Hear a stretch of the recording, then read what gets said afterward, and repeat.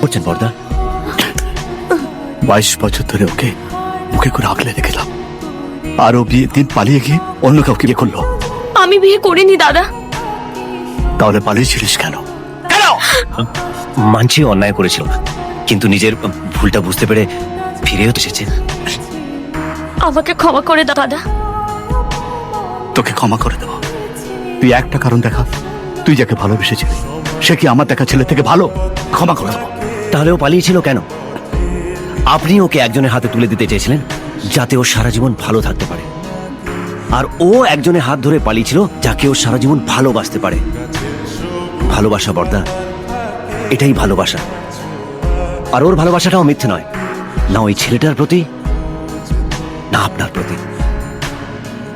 বর্দা, আপনার স্নেহ ভালোবাসা আপনার কাছে ফিরে আসতে চাইছে। ওকে এইভাবে তাড়িয়ে দেবেন না প্লিজ।